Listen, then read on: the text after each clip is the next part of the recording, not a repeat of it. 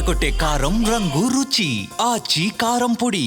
TDP నేత హత్య చేసిన లక్ష్మీనాయుడు కుటుంబానికి పరిహారం ప్రకటించింది ప్రభుత్వం. కాపు సంఘాల ఆగ్రహంతో కూటమి ప్రభుత్వం దిగివచ్చింది. లక్ష్మీనాయుడిని టీడీపీ నేత హరిశ్చంద్ర ప్రసాద్ దారుణంగా హత్య చేశాడు. కారు గుద్ది చంపేశాడు. లక్ష్మీనాయుడి భార్యకు 2 ఎకరాల భూమి, 5 లక్షల నగదు పరిహారం ప్రకటించింది ప్రభుత్వం. 2 పిల్లలకు 2 ఎకరాల చొప్పున భూమి, 5 లక్షల చొప్పున ఫిక్స్డ్ డిపాజిట్ చేయాలని సీఎం ఆదేశించారు. కారు దాడిలో గాయపడ్డ పవన్, భార్గవ్కు కూడా పరిహారం ప్రకటించింది ప్రభుత్వం. పవన్కు 4 ఎకరాల భూమి, 5 లక్షల నగదుతో పాటు వైద్య ఖర్చులను ప్రభుత్వం ప్రకటించింది.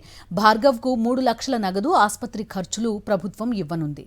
పూర్తి వివరాలు అందిస్తారు మా కరెస్పాండెంట్ సతీష్. సతీష్, చెప్పండి, మొత్తం అసలు ప్రభుత్వంలో ఏం జరుగుతోంది అనే ఒక ప్రశ్న హర్షణీయమే, కానీ అసలు పరిస్థితిని చక్కదిద్దకుండా, అసలు దీని అంతటికీ కారణం ఏంటనేది తెలుసుకోకుండా పరిహారంతో సరిపెట్టేస్తున్న పరిస్థితులు చూస్తున్నాం.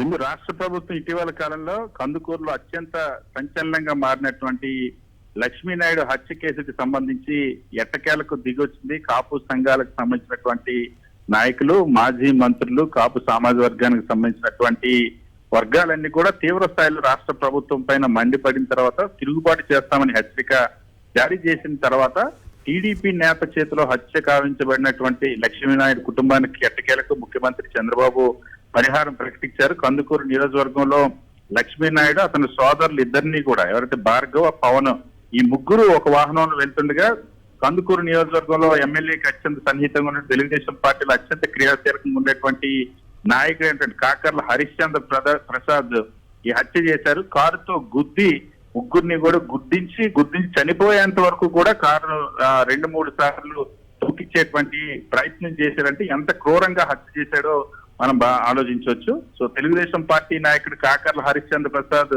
ఈ హత్య చేశారు లక్ష్మీనాయుడిని. మొదట దీన్ని రోడ్డు ప్రమాదంగా చూపించేటువంటి ప్రయత్నం చేశారు. ఎప్పుడైతే కాపు సామాజిక వర్గాలన్నీ కూడా ఆందోళన దిగాయో ఆ కుటుంబం దగ్గరికి వెళ్లి వాళ్ళకి అండగా నిలవడం, కాపు సామాజిక వర్గానికి సంబంధించినటువంటి కాపు సంక్షేమ సంఘం అధ్యక్షుడు డాక్టర్ రాముతో పాటు ఇతర కాపు నాయకులంతా కూడా ప్రభుత్వంపై తీవ్ర స్థాయిలో మండిపడ్డారు. ఇప్పుడు ఆ డ్యామేజ్ కంట్రోల్ కోసం రాష్ట్ర ప్రభుత్వం పరిహారాన్ని ప్రకటించింది. కాపు సామాజిక వర్గం డిమాండ్ చేసిన విధంగా పరిహారాన్ని ప్రకటించింది. ఇప్పుడు లక్ష్మీనాయుడు కుటుంబానికి సంబంధించి ఆమె భార్యకు, లక్ష్మీనాయుడు భార్యకు 2 ఎకరాల భూమి, అదేవిధంగా 5 లక్షల నగదును పరిహారంగాను, 2 పిల్లలు ఉన్నారు చనిపోయినటువంటి లక్ష్మీనాయుడికి. ఆ 2 పిల్లలకు 2 ఎకరాల చొప్పున భూమి భవిష్యత్తులో వినియోగించేలాగా, అదేవిధంగా 5 లక్షల చొప్పున ఫిక్స్డ్ డిపాజిట్ భవిష్యత్ అవసరాల కోసం వాళ్ళ పిల్లల్ని ప్రభుత్వ స్కూళ్ళలో, హాస్టల్లో పెట్టి చదివించేటువంటి సదుపాయం కల్పిస్తామని ప్రకటించింది ప్రభుత్వం. అదేవిధంగా ఈ దాడిలో, ఎందుకంటే లక్ష్మీనాయుడుతో పాటు 2 సోదరులు ఉన్నారు, పవన్ అదేవిధంగా భార్గవ్, వారిని కూడా కాకర్ల హరిశ్చంద్ర ప్రసాద్ తెలుగుదేశం పార్టీ నాయకుడు గుర్తించారు, తీవ్రంగా గాయపడేలా చేశారు.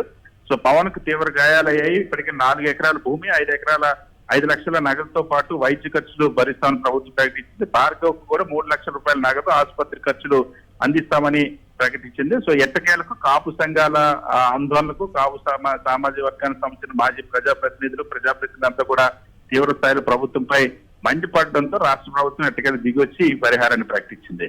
Okay Satish, thank you.